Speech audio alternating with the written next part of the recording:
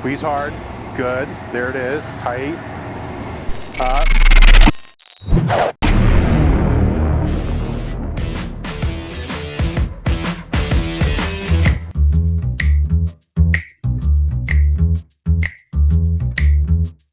All right, a couple of things that we went over and some things that I typically do with anybody is I'm not going to coach up warm-ups.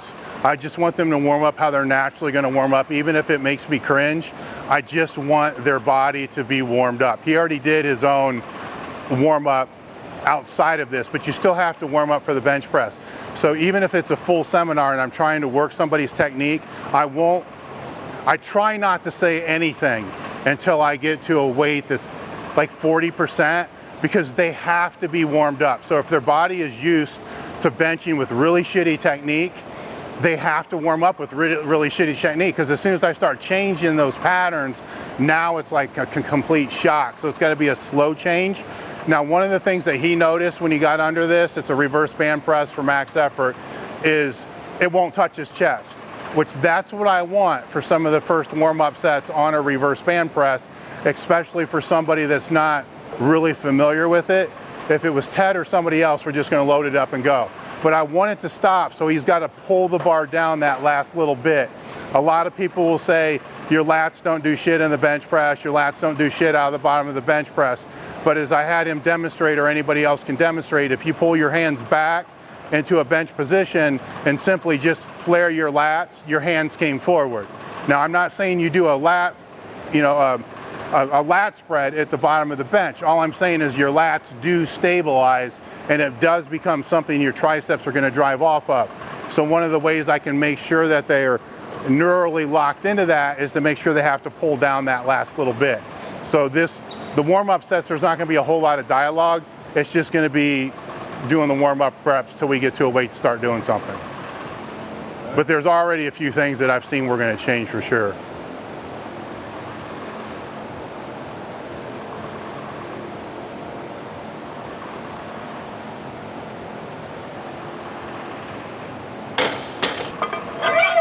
Okay, one thing I'm going to change just to help with the cueing a little bit, I want your head to be back a little bit more so your eyes will be in line with the bar. Go ahead and lay on the bench real quick, like you're going to bench, but you're not going to. Put your hands on the bar, get your head back a little bit more, a little bit more. So I want your shoulders on this grippy thing. Now for right now, put your feet on the bench. Now I want you to do a glute bridge as high as you can. You feel all that tension in your traps now. Okay, when you put your feet back down on the floor, I don't care what you do with your feet, but I want that same tension going into the pad. So if you're gonna twist your feet, push, I don't care, but get that tension going down. Okay, that's better.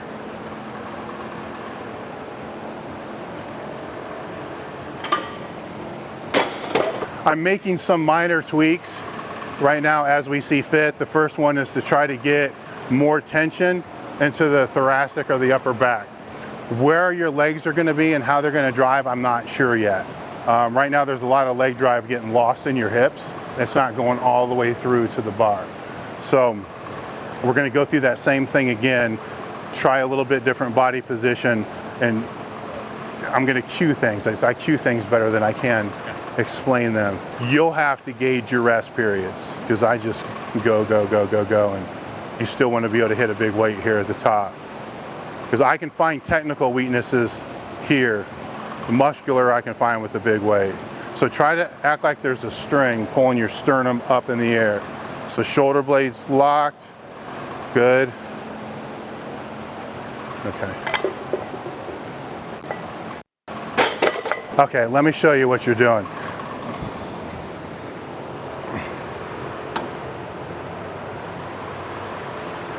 What you're doing is doing this and then kind of bringing it out, okay? What you want to do is to be locked in and pull. See how I pulled it out? So if you look at the J cups here, you see how all of our J cups, all the paints, just look at all of them. It's just tore to shit because we're pulling over, right? Now what that does is when you press out, so you're here, right? You press out, look what happens. Now if you're here and you pull, all that stays locked in, but now you're actually flexing your lats harder. Okay. So it becomes more stable at the top. So shoulder blades together and actually down, like you're trying to put them in your back pockets. That's better. So what we want to do now is, one of the biggest problems I have with bodybuilders converting to powerlifters is they don't let the weight settle into them. So most bodybuilders will kind of do what you did there. They'll take the weight out and then just go. All right, most people will just go. But if you watch an advanced powerlifter, they're going to take it out. It's going to settle, settle, settle. Let's act like this wasn't high density foam and you took it out and you couldn't bench until the foam settled in, okay. Right? So if you take it out and it's just hold, hold, hold, all this, which is already tightened down, right? Now all this goes from here to here, which tightens you up even more so, and it gives you a more stable environment. It's also why I think bodybuilders that transfer to powerlifting, they don't have the ability to stabilize force, because most of their training is up down. Right? They can produce force, but they suck at stabilizing it and they suck at absorbing it. So what happens is they transfer into powerlifting, they're strong as fuck, and then they start tearing pecs, biceps, and everything else. Where all they need to do is to learn how to take it out, hold, let it settle, and then go. Okay. So it's just another second. So shoulder blades together, down. Then use your legs to drive down and into the bench so everything's tight and doesn't move. Squeeze the bar. Hold, go. There, that looks better. Everything's tighter. So it's just a giant coil that's coming down, and then when it hits, wham, everything's gonna explode at the same time. Some other issues which will help with the transfer of force is, I don't know if you know it or not, you got one foot here and another one back here. So it's not even, okay? So there's a lot of reasons why that can be. It may not be a problem, but it may be a problem. It's just how you're, if something's fucked up, but that's gonna create that you're not gonna be able to push down and back into the bench if you're being able to drive more force with one leg than the other one because of where the position is. So when you sit down, make a conscious effort to make sure the feet are even. I don't care if the toes in, out, what it's gonna be, but when they're uneven, you're gonna run into a problem when the weight gets maximal, that one side will begin to twist a little bit. And what you may have seen is it will hit the rack on one side and you're like, what the fuck, it was in my shoulder, where it's all coming from the feet. Every now and again, what I want you to do is just to stop and put your feet up on the bench again, hip thrust, get up even higher, up higher, more. Feel that? See, that's more than what you're getting when your feet are down. Find a way to get that. If you got to push through your toes, push through your toes.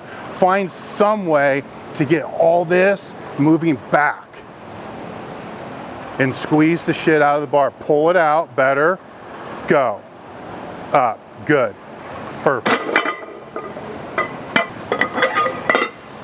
This one was only a partial tear. There's kind of 3 different pieces of that ligament. This one has 1 piece off. This one has almost all 3. Okay. So over time, I think I have compensated to the point where I have coiled a tiny bit where this goes out like this, so I can get this lat firing a little bit better. It's a fucked up thing, but it's why I haven't tried to correct it like crazy. Yes. If somebody came into me, I'd be like, start them here. They're squatting. Yeah. But if they go here, no big deal. Maybe they're yes. There's the range of motion at the elbows is something crazy. It is, and that's something that I noticed in some of your videos that I think the more you're pulling it out right now, you're actually starting with a little bit more of a bent elbow position. See, this is one of those cases where I gotta be very careful on the verbal cueing because people watching this I'm going to tell you, look, I don't want your arms locked out. Yeah. All right, because you're actually almost looks like you're double jointed, yeah, which is creating way too much stress on the joint, making your lockout way too hard. What I've seen thus far is when you pull out, you're starting like this. When you press out, you're starting like that. Yeah. All right, so that pulling out, like if you see in your own videos, it's overextended. Yeah. It seems like it's a pretty good indicator that you pressed it out instead of pulled. Because to pull out, you can't do that. Right. You could, but you'd have to be really fucking strong to do it. Right. I think over time I've become more triceps dominant because I had to depend on the triceps to stabilize the shoulder essentially down into the elbow. So it's like there's a reason why I don't do any tricep work directly, and they're decently big in terms of the rest of my body. Yeah. I think that for that exact reason, because I've had to learn how to overcompensate. And if your triceps have to take up the load, where I tore both my pecs, so they don't work. Yeah. So I had to learn how to bench with my triceps. Yeah. I'm not a big advocate of it, but if you're in an injury state where you have to bench with your triceps, a thumbless grip can go a really long way. But make sure it's tight, make sure it's safe, because that puts everything right on the triceps. Yeah. The only other thing I'm seeing right now that I don't like is I don't like ever to see the elbows go lower than the bench pad. Okay. And they are. Okay. So I want to get your sternum higher, all right, so we can shorten that. So as you bring it down, try to bring your sternum to the bar. And then after this one, I'll start giving you a lift out. But sternum high, back super tight.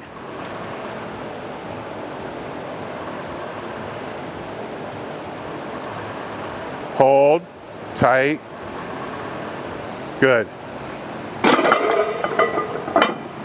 You might want to try being the frame that you have, breathing into your chest instead of your belly. Just to get those elbows, you got long arms, just to get those elbows a little higher. You got to think that, and when I say bench pad, I'm talking top of the pad, not bottom of the pad. Right there. The lower that goes, the more your rotator cuff and everything starts tweaking and turning and everything else. Where you don't see a lot of cuff injuries on short arm fat dudes, because it's like a floor press. Long arm guys, moving your grip out would help, but I haven't said anything about that because you're gonna go heavy. I don't want to change that. That becomes a risk of moving a grip out on a max effort day because your pecs may not be used to the load. But definitely moving it out is going to help you a lot, and we'll do some sets when we go down. Sometimes for people it helps to pack the shoulders if they come under this way first, because it allows you to get your feet, and then you can do this here. See how there I'm with my head, I'm able to boom. Now when you're like this is all you can do, is like that. So you can get a little bit more arch and the shoulder blades down a little bit more by just coming here and reverse gripping up. A max bench should be uncomfortable as fuck. It should hurt. It's not pleasant. So this is where it's gonna start to not be pleasant. So let's go ahead and try to get your feet set and then try to reverse grip the bar. So flip the hands under. No. But there you go, a little bit closer. All the way in, all the way in. Now pull yourself up and get the shoulder blades together and down. Do like a chin up. Yeah, so get them up. Lift your body off of the bench, your upper body off of the bench. Okay, so get your feet tight. There. Even more. Do it again, but bring your head down more. Actually, bring your feet back a little bit more. Okay, come toward me a little more. Don't pull up yet. Bring your feet back a little bit more. A little bit more. So that's a little uncomfortable, right? Your quad stretching just a little. Cool. Now pull yourself up and get that sternum higher. Nope, I'm not gonna let you grab the bar yet. Sternum up, pull yourself off of the bench. Get those fucking shoulder blades together, tight and down. Sternum higher. Breathe into your. Okay, now grab out. This is the powerlifting ring. Okay. 1, 2. Pull it out. Good. Up, up, up, up. Good, okay. The tension's kicking in, but you got greedy. It started moving well, and you're like, fuck, this is easy, and you stopped pushing. I did. So you can't, on max effort work, you can't take the shit for granted. I'm not yet, yes. And then that band it will get you. And that will happen on a raw bench, it'll happen on any bench. So you can't, this is why you do dynamic work. Yeah. So you're used to just driving all the way through. What I hate to see is when people will press and they strain for 2 or 3 seconds, just take it. It's not worth, Right now, my lower trap is like, yes. I've never felt that on a brace on the bench before. Yes. Like, Your I lats could literally would be feel sore. it like an anatomy project. Like I could feel those lower traps like that VMGs on them. This is where you should be sore tomorrow, right? And Yeah, I'd like to see your triceps sore too, but it should be that. And if your pecs are ever sore, from what you've told me with your anatomy and how I'm seeing you bench, you fucked your bench up. Yeah. All right, you really did. Your elbow position is good. I still don't like this overextension stuff. You got to pull out more. Yeah. So I'm going to force that arch a little bit harder here to make you have to do that. But for now, because we're getting in heavier weight, sit down, get off your feet, rest, get out of your head a little bit. You are training, so you don't need to be overthinking. You just need to be, now you need to be in a reaction mode, not a thinking mode. Everybody falls on a continuum. Right. Explosiveness, grinder. Right. Like boom, and where you fall on that continuum doesn't mean you don't need both. Right. It just means if you're more explosive than you are strong, the trick with the max effort exercises is you're going to find a lot of movements that just test your strength.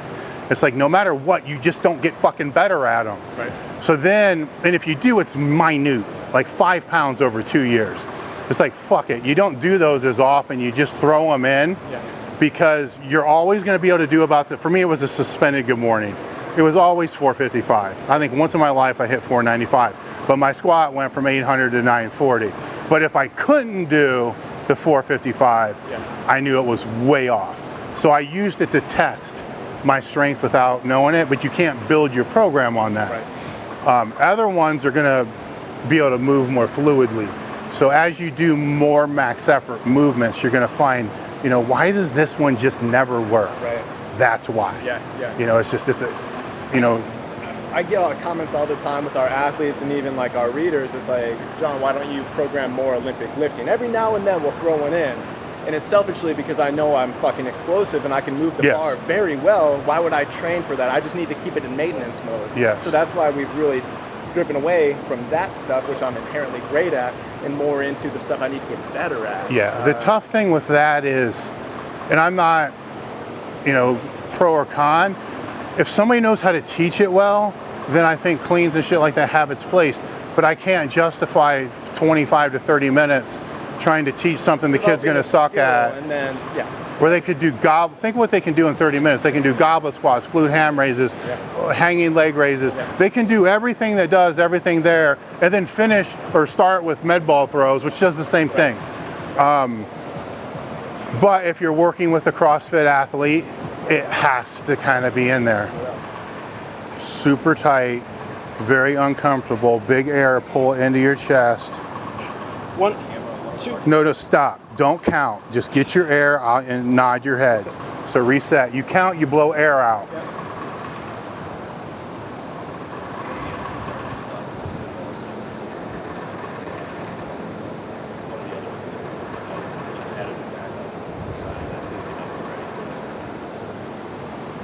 No other option but success here. So get tight, you're going to push it all the way to the top. Squeeze, pack the shoulders. Squeeze hard, good, there it is, tight, up, all the way to the top, good, okay. All right, the reason that got fucked up at the top is you didn't hold, let it settle in before you went, okay? So that's exactly what happens when you don't do that. It's this. Yes, and look at where it happens, right? When you get up there to the top, it starts moving around. So what we'll do, I'm not a big believer in doing four reps over 90% is enough. So you got one more. Yep. And I don't believe in doing the same weight twice ever. So we're just gonna go with chip. And on this one here, if you do it right, hold it, let it settle. There's one over here. Then you'll be able to do this. One thing I'm doing here when I'm lifting off, because there's one thing people do that just fucking pisses me off, and it pisses off any lifter that is halfway strong. When he's getting set up, I'm pushing the bar against the J hook like this. All right, that way it's not doing this shit. And I'm also not letting it get set up here and then roll here before he goes to take it out. So it's going against the J hook and then I'm holding. Now some people will come up through underneath and then you got to get right back into it again. You got to stay away from their hands and you don't want to obstruct their view, but you got to keep that fucker pressed against there. And then when you lift off, obviously you don't want to put your nuts in their face. That's annoying as fuck too. But when you lift off, let them kind of take the majority of the load, but you're still doing 60% or more. So it's a smooth handoff and then let go slow. Don't lift and let go. People fucking hate that and it will screw their lifts all up. So if they are a person that you take out and they just go down automatically, then ride the bar down. You know, don't let them get hurt. They shouldn't do that, but it happens. So if it happens, you're gonna go from a hand position like this, and then you'll flip, and you're just right here. All right, and that's because they're going down too fast. Or if the bar does start, if you think that there's a chance that they could miss or they need a spot, just being close doesn't fucking cut it. This is training, it's not a meet. You know, have your hands lightly on the bar the whole time. These people that say shit like don't touch the bar can go fuck off. I'd rather touch the bar than have somebody bust their fucking teeth out. I've seen it happen before. I'm not telling you to help them. You don't do that unless they need it. But you're right there because shit can happen. If a pec pops or a tricep pops and you're just here, you don't have time to do that. Weight falls, gravity is faster than your fucking hands.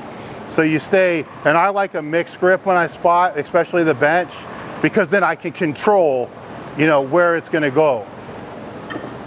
Now, because this is a different bench than what you're used to, and this is not gonna be an easy ride. I want you to, you know how to visualize? I want you to visualize the lift before you do it, but what I want you to really focus on is pulling it, not the press. I want you to focus on pulling it out, holding, then you can visualize the press. Just don't let it, I mean, sometimes the bar will float around. I don't give a fuck about that. This has to, if this is right, the rest is done. So if you can get it a few times done in your head before you do it here, it's still a rep in your mind. Pack those super, super tight. Then you're gonna breathe hard. Your feet are too unbalanced right now. Bring your right, you're there, good. Super, super tight. Squeeze the shit out of the bar right now. Squeeze, squeeze, up, hold, hold, go. Up, up, up, up. Keep going. Hold, good, okay, good. Okay, that's good, you did that. What I wanna see is you gotta hold the top too after it's done because it's, that's working that stability aspect of that strength. Yeah. So you have it here. So press, hold, hold, hold. You'll see in some of the training videos here that we do, we purposely, if it's a real heavy weight, Hold weight. make them hold, hold, hold, hold, hold, hold, just to be able to, because that static strength, it's really hard to develop and you're given an opportunity to do it with 100%. Right. Yeah. You know, and that's what you really need to develop that static strength. The speed we need to talk about, you know, your speed work, how to cycle that, because that will fix that little bump in the road. That's not a technical bump, okay? That is, you are forgetting to push a little bit more, but I have a feeling that however your accommodating resistance is set up in a way that's creating you to push later and then sooner, you know?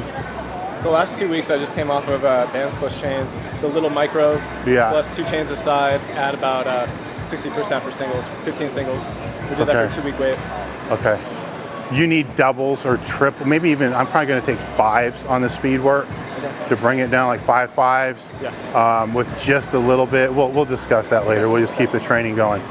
From a weak point standpoint, it's your lats. You know, and it's not really. I don't think it is an eccentric concentric. I think it's a static.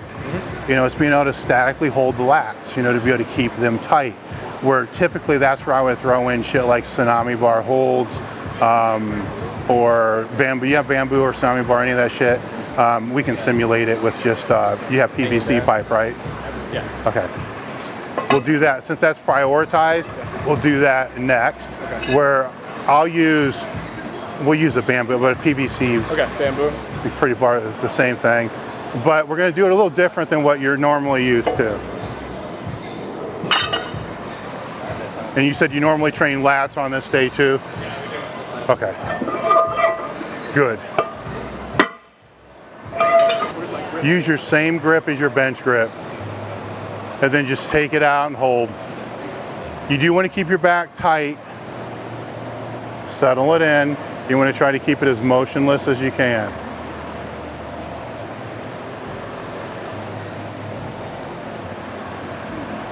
When it starts to get too tiresome, bring it down. If it starts to shake too much, bring it down.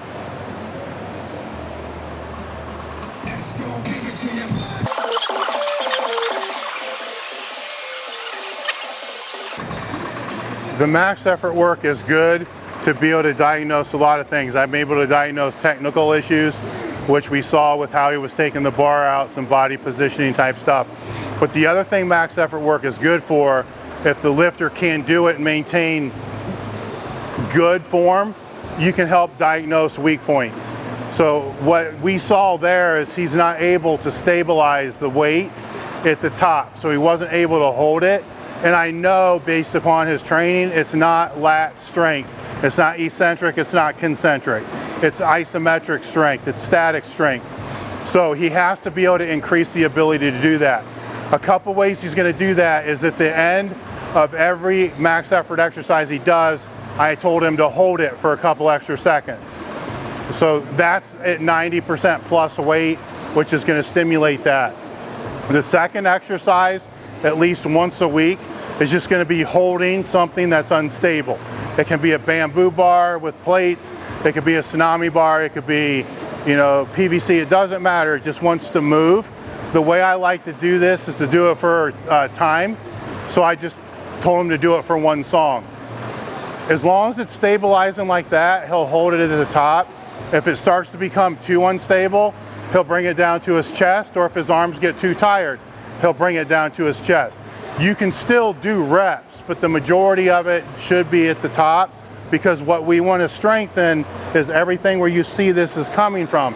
Most of you see it's coming from the lats, that instability. It's not coming from his triceps are barely fucking moving. It's his biceps and lats. So his triceps are strong as fuck.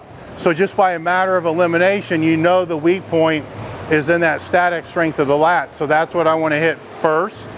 And then after that, the other things become secondary, which is probably going to be shoulder stuff. Don't fight too much to it. BMX? Yeah, bring it down to your chest. Don't fight too much with it.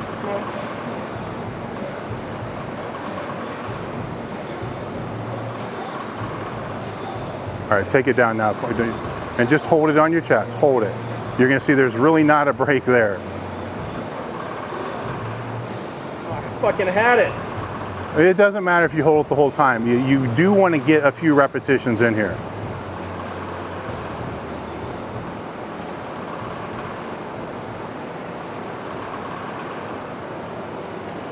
There, okay. Woo. What I don't like is, I do like to see a few repetitions in there, but I don't like to see repetitions that are throwing people way all over the place unless the weight's super, super, super light. So that last rep where it was all over the place, I really don't want to see that, but that's fine.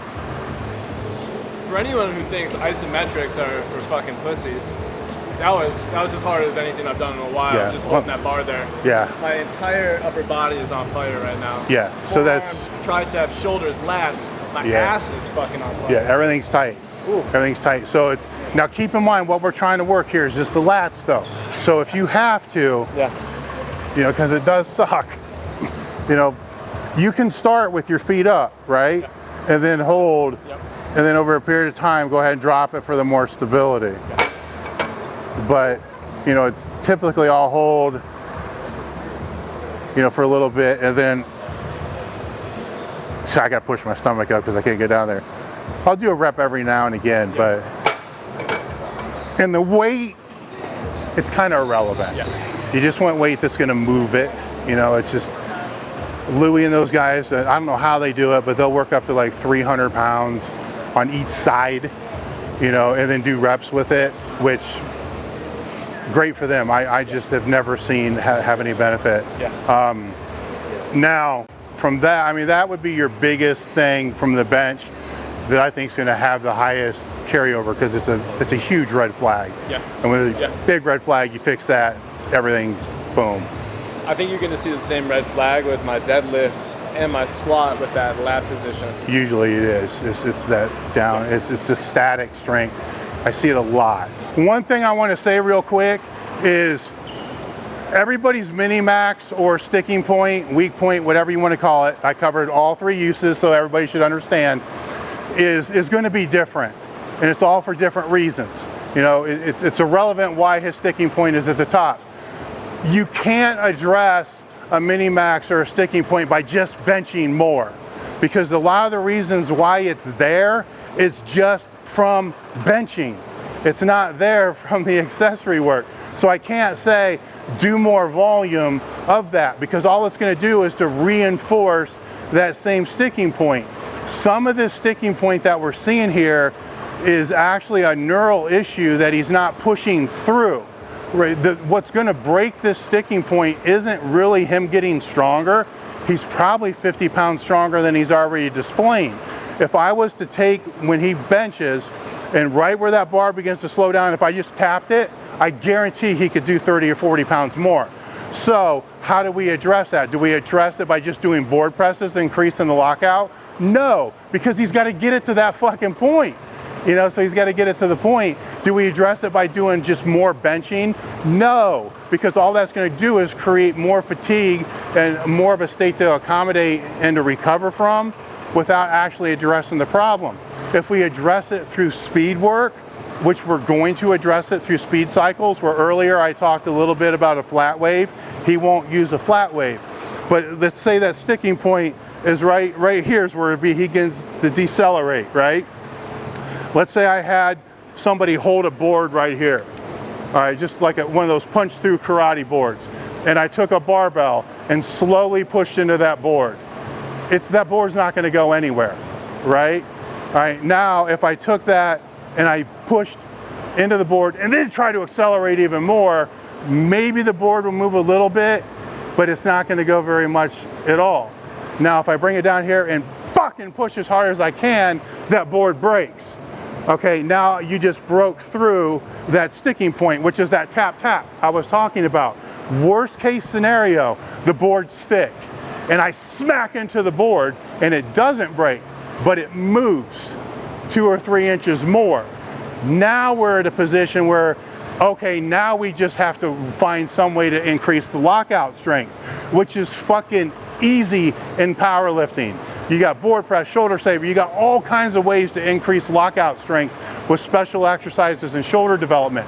This is where there's a big miscommunication when it comes to raw and shirt work, because boards and all these kind of things are for lockout strength, not for shirt work.